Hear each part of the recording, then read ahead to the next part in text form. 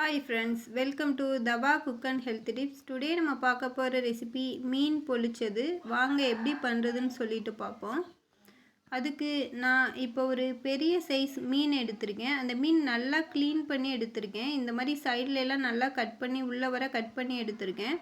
இப்போ அந்த மீனை அப்படியே மேலே லைட்டாக கீறி விட்டுக்கிடுவோம். நல்லா பக்கத்தில் லைட்டாக இந்த மாதிரி கீறி விட்டுக்கிறோங்க.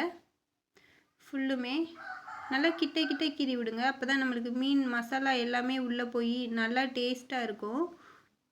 நல்லா ஃபுல்லுமே இது மாதிரி 2 சைடுமே நீங்கள் கீறி எடுத்துக்கிறங்க. இப்போ நல்லா நான் கீறி எடுத்துட்டேன். இப்போ பாருங்கள் எவ்வளவு நல்லா பக்கத்தில் இந்த மாதிரி கீறணும். இப்போ மசாலா ரெடி பண்ணிடுவோம். நான் ஒரு 3/4 ஸ்பூன் மிளகாய்த்தூள், ஒரு 1/4 ஸ்பூன் மஞ்சள் தூள், 1/2 ஸ்பூன் மிளகுத்தூள், கரம் மசாலா ஒரு 1/2 ஸ்பூன் எடுத்திருக்கேன். கொஞ்சமாக உப்பு எடுத்துருங்க. இப்போ இதில் கொஞ்சமாக ஆயில் ஊற்றி அப்படியே நல்லா மிக்ஸ் பண்ணிக்கிடுவோம். ஆயில் ஊற்றி நல்லா மிக்ஸ் பண்ணுங்கள். நல்லா இந்த மாதிரி நல்லா மிக்ஸ் பண்ணிக்கிடுவோம் இந்த அளவுக்கு. அப்போ தான் நம்மளுக்கு மீனில் அந்த மசாலா ஒட்டும். இப்போ மீனில் ஃபுல்லுமே நல்லா இந்த மாதிரி தடவி விட்டுருவோம்.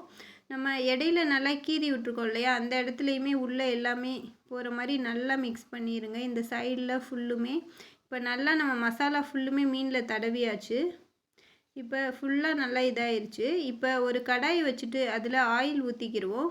ஆயில் நல்லா ஹீட் ஆகவும் நம்ம மசாலாவில் ஊற வச்சுருக்க மீனை அப்படியே எடுத்து உள்ளே வச்சுருவோம். மீன் மசாலா தடவி ஒரு 15 மினிட்ஸ் ஊற வச்சுருங்க. இப்போ ஒரு சைடு நல்லா வெந்ததுக்கப்புறம் இப்போ இன்னொரு சைடு அப்படியே திருப்பி விட்டுருவோம். இந்த மாதிரி திருப்பி விட்டு கொஞ்சம் நல்லா வேகணும் மீன். இப்போ நல்லா 2 சைடுமே நல்லா வேகணும். திருப்பி விட்டுக்கிறங்க. இப்போ நல்லா வெந்து வந்துருச்சு. இதை அப்படியே ஒரு பிளேட்டில் எடுத்து வச்சுக்கிடுவோம். எடுத்து வச்சுட்டு இப்போ அதே ஆயிலில் ஒரு ஸ்பூன் கடுகு போட்டுக்கிடுவோம். இப்போ ஒரு வெங்காயம் கட் பண்ணி வச்சுருக்கேன், அதையும் போட்டு நல்லா வறுத்து எடுத்துக்கிடுவோம். இப்போ ஒரு தக்காளி கட் பண்ணி போட்டுக்கிறேன். இது மாதிரி சின்னதாக கட் பண்ணுங்கள். அப்போ தான் நம்மளுக்கு சீக்கிரம் வேகும். இப்போ கொஞ்சமாக வேகிறதுக்கு உப்பு, கொஞ்சமாக கருவேப்பிலை போட்டுக்கிறேன். போட்டு நல்லா மிக்ஸ் பண்ணி விட்ருவோம். நம்மளுக்கு தக்காளி எல்லாமே ஆயிலோடு நல்லா மிக்ஸ் ஆகி வரணும். இப்போ ஒரு எலுமிச்சம்பழம், சின்ன சைஸ் எலுமிச்சம்பழமும் புழிஞ்சு விட்டுக்கிறேன். நம்மளுக்கு மீனில் எலுமிச்சம்பழம் போடல, அதனால இப்போ போட்டுக்கிறேன். இப்போ மசாலா ரெடி ஆனதுக்கப்புறம் ஒரு வாழை இலையில் அப்படியே எடுத்து வச்சுருவோம். எடுத்து வச்சு அது மேலே அந்த மீனை எடுத்து வச்சுருவோம். இப்போ மிச்சம் இருக்கிற அந்த மசாலாவை அந்த மீன் மேலே எடுத்து வச்சுருவோம். எடுத்து வச்சு இப்போ வாழை இலையை அப்படியே மடிச்சிருவோம். இந்த மாதிரி 2 சைடும் நல்லா மடித்து விட்ருங்க. நல்லா சுற்றி இப்போ மடித்து விட்டு அதே வாழை இலையில் உள்ள நார் வச்சு அப்படியே சுற்றி கட்டிடுவோம்.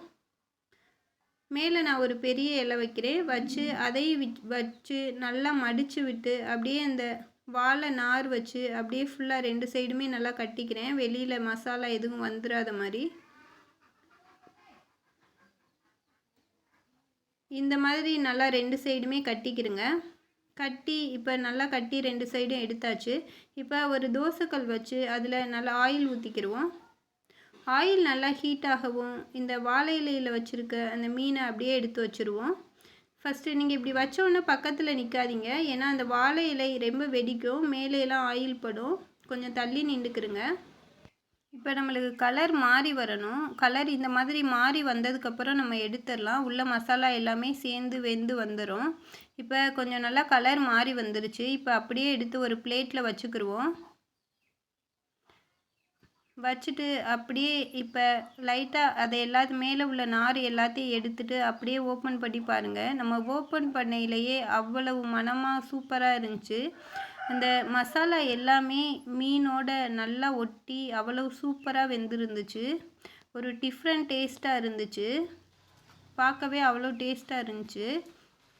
கண்டிப்பாக இது மாதிரி செஞ்சு பாருங்கள் ஃப்ரெண்ட்ஸ். பார்த்துட்டு எப்படி இருக்குன்னு சொல்லிவிட்டு கமெண்ட் பண்ணுங்கள். மறக்காமல் நம்மளோட சேனலை சப்ஸ்கிரைப் பண்ணிடுங்க. அப்படியே பக்கத்தில் உள்ள பெல் ஐக்கானை கிளிக் பண்ணி ஆல் கொடுத்துருங்க. அப்போ தான் நம்ம போடுற வீடியோ எல்லாமே நோட்டிஃபிகேஷனில் வரும். தேங்க்ஸ் ஃபார் வாட்சிங்.